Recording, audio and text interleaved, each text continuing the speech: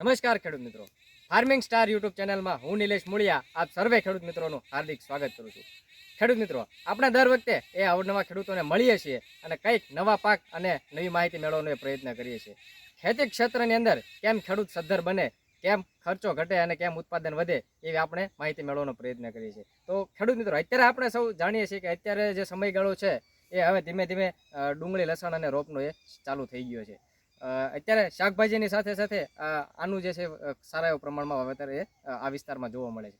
તો આપણે ભાઈનો પરિચય લઈ અને એમને પાસેથી વધારે આપણે જે છે આ પાકોની માહિતી મેળવવાનો પ્રયત્ન કરીશું. તમારું પૂરેપૂરું નામ?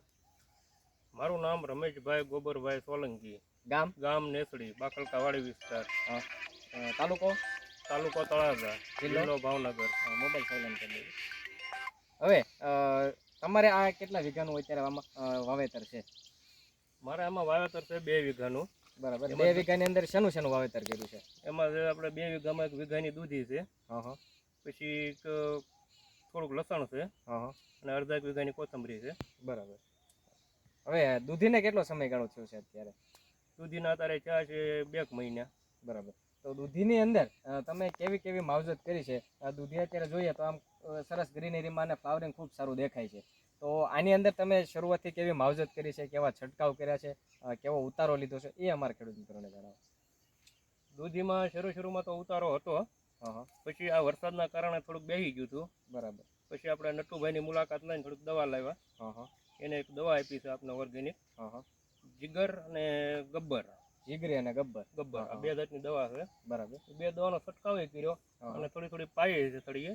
બરાબર. પછીનું રિઝલ્ટ આપણે દૂધીનું આપણે તમે જોઈ શકો છો. બરાબર. વરસાદ પછી દૂધીમાં કેવો પ્રોબ્લેમ આવ્યો છે? સુકારાના, પીળા પડવાના? આ સુકારો છે કે દૂધીના નાના શીશા છે એ બધા પીળા થઈને બળી જાય છે. બરાબર. પછી જ્યારે દવા આપણે છાંટી અને પાઈ પછીનું બહુ સારું રિઝલ્ટ. પછીનું ઘટી ગયું બધું? હા, એ બધું મટી ગયું છે. બરાબર. અને કમ્પ્લીટ અત્યારે ગ્રીનરીમાં આવતું થઈ ગઈ છે. કમ્પ્લીટ દૂધી છે અત્યારે, કોઈ જાતનું કઈ ટેન્શન નથી. તમે અહીંયા જોઈ શકો છો. બરાબર. દૂધી અને તમે અત્યારે ભાવની વાત કરીએ તો લગભગ અત્યારે માર્કેટ ઓછું છે, પણ આમ તમે અંદાજિત કેવા ભાવ લીધેલા છે? આપણે દૂધીના 40-45 સુધી ભાવ લીધેલા. બરાબર. અત્યારે તો કે ભાવ ઘટી ગયા છે. અત્યારે તો 10 રૂપિયા કે 8 રૂપિયા એ ભાવ ચાલે છે. આપણે 40-45 સુધી ભાવ લીધેલા છે. બરાબર.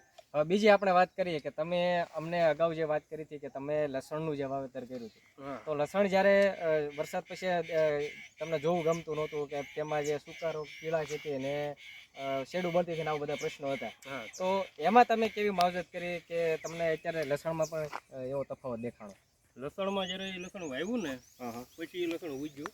બરાબર. પણ એમાં કઈ જેવું હતું કે ક્યાંક ઉગ્યું ને ક્યાંક નહોતું ઉગ્યું. બરાબર. કાઢી નાખવાનો જ વિચાર હતો. પણ આ દવા જે આપણે મેં તમને કીધી ને, જીગરી ને ગબ્બર, બરાબર, એ દવા આમાં તે પાય અને પછી છાંટી છે. બરાબર. પછીનું આ રિઝલ્ટ બહુ સારું રિઝલ્ટ છે. બરાબર. જીગરીનું માપ શું રાખ્યું હતું? જીગરીનું માપ હતું 50. અને ગબ્બરનું એ કીધું હતું આપણે નટુભાઈ 50 ml નાખવાનું. 5 ml. અને આપણે નાખ્યું એમાં 10 ml. બરાબર. પછી એના પછીનો તમને તફાવત ઘણો સારો દેખાડો? બહુ સરસ. બરાબર. ગ્રીનરીમાં કમ્પ્લીટ આવી ગઈ છે અને વૃદ્ધિ વિકાસમાં સારું થઈ ગયું? બહુ સારું. બરાબર, ખૂબ સરસ. પછી બીજું તમે વાત કરી કે કોથમરી, આપણે જોઈએ તો કોથમરી તમે એમાં છાંટેલી છે, તો કોથમરીમાં તમે કેવું ઉત્પાદન લીધું ને કેવા ભાવ લીધા ને એમાં તમને શું ફાયદો મળ્યો? કોથમરીમાં કે આપણે વરસાદમાં કોથમરી આવી ગઈ, કોથમરી ઉગતી જ નહોતી. બરાબર. તો એ ઉગી બધી એવી હરકી. આપણે બીજા એક દવાઓ લાવીને ખર્ચા કર્યા. બરાબર. પણ એમાં કઈ રિઝલ્ટ મળ્યું નહીં.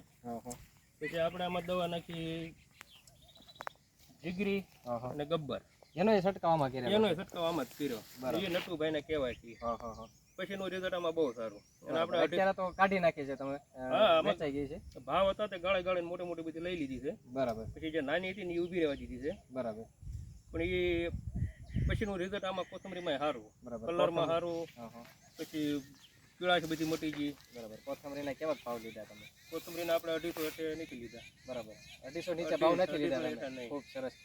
ખેડૂત મિત્રો, આપણે દર વખતે એ ખેડૂત મિત્રોને ભલામણ કરીએ છીએ જીગરી અને ગબ્બરની. જીગરીનું જે 1 લીટરનો ભાવ છે એ 600 રૂપિયા છે અને પર પંપે એ નાખવાનું માપ 50 ml છે. અને જો જમીનમાં તમારે પિયતમાં આપવું હોય તો 1 એકરની અંદર 1 લીટર જે છે એ આપણે પિયતમાં આપતા હોઈએ છીએ. અને ગબ્બરની જે આપણે વાત કરીએ, જે સારું ફૂગનાશક છે, સુકારો છે, કાળો ચરમી છે, પાક પીળો પડતો હોય, ફૂગ જઈને કોઈ પણ રોગ હોય તો એની અંદર કામ આપે છે.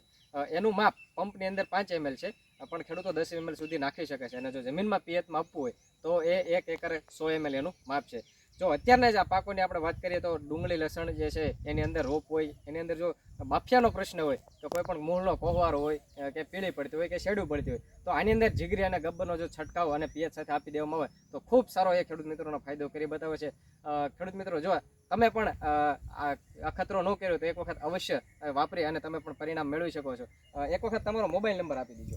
આપણો મોબાઈલ નંબર છે 81 55 81 36 89. ખૂબ સરસ. આ ખેડૂત મિત્રનો નંબર છે. જો તમારે કોઈ માહિતી લેવી હોય તો ભાઈને ફોન કરીને મેળવી શકો છો. બીજો આપણો હેલ્પલાઇન નંબર લખી લેજો 91 065 69 482. આ નંબર ઉપર તમે ફોન કરી અને વધારાની માહિતી મેળવી શકો છો. ખેડૂત મિત્રો, જય જવાન જય કિસાન.